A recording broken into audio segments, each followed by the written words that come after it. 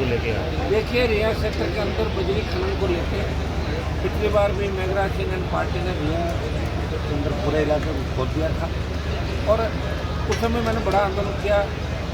बजरी माफिया के खिलाफ हम चाहते थे कि बजरी सस्ती मिले राजस्थान के लोगों को। उस समय कांग्रेस के तमाम नेता मेघराज सिंह की गोदी में बैठे हुए थे जब कांग्रेस की सरकार थी और 700 रुपये टन पे बजरी जा रही थी, 100 रुपये 125 की मांग कर रहे थे।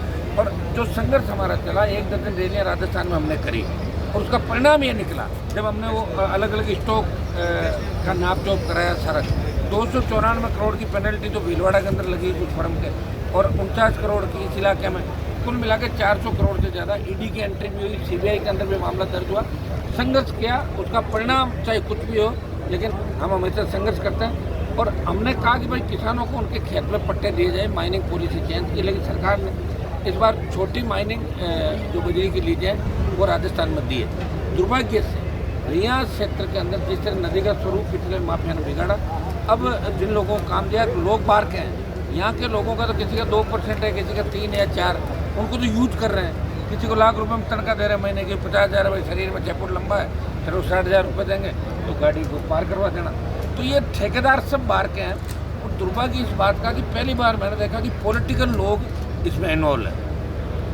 स्थानीय विधायक का भी नाम आ रहा है, पूर्व MP का भी नाम आ रहा है नागौर की का, और कई नेताओं के नाम आ रहे हैं। नागौर SP का नाम आ रहा है कि SP की पार्टनरशिप है 3-4 माइन में, 2%, 3%, 5%। और इस इलाके से SP का जुड़ाव भी है, नज़दीकी है। कई माइनिंग इंजीनियरों के नाम आ रहे हैं। और जो रिया के लोग 13 दिन से धरने पे बैठे हैं, ये अंगोर, गोचर, ओरण, इसको बचाने के लिए प्रयास कर रहे हैं। और DSR जो डिस्ट्रिक्ट सर्वे रिपोर्ट भेजी 18 के अंदर, उसको एडिटिव जो तहसीलदार जो बदमाश था उसने इसको भिजवा दिया, जिसके परिणाम स्वरूप इस तरह ये माइनिंग दी थी। तो जीटिया के बगल में देख ला, जीटिया में भी लोग नहीं चाहते। तो सरकार को खाली रेवेन्यू चाहिए, तो माइनिंग लीज छोटे पट्टे बना के अलॉट कर दे लोगों को भी फायदा हो जाएगा, नदी का भी नुकसान नहीं होगा। इनको 3 मीटर नदी के बीच में खोदने का कहा गया और ये 30 मीटर खोदते हैं। 30 मीटर में तो पानी निकल जाता है, ग्रेवल निकल जाती है, नदी तो खत्म हो गई। 30,000 पेड़ आप काटोगे तो कहाँ जाएगी नदी? बताओ कैसे रिचार्ज होगा, कैसे नया? यहाँ टोटल माफिया राज हो गया एक तरीके से।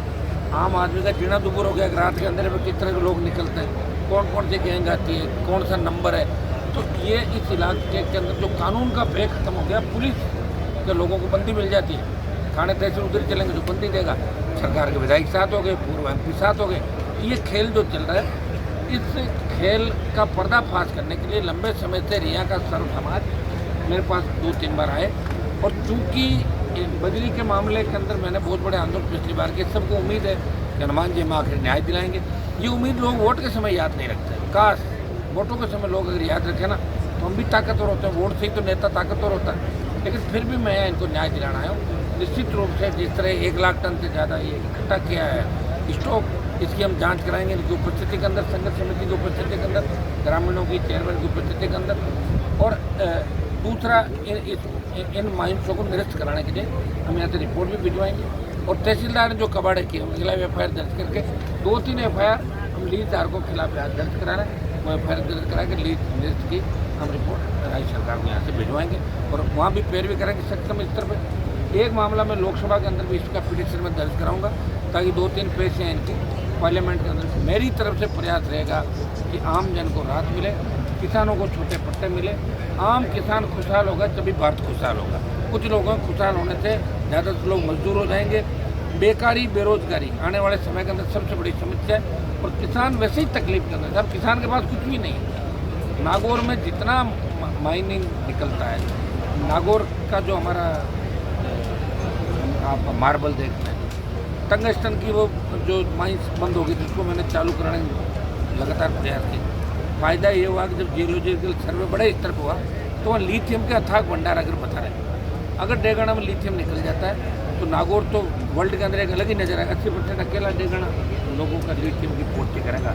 हिंदुस्तान के 80% अकेला डेगाना का करेगा। तो ये प्रयास किए, जब परिणाम आए। पहले के लोगों ने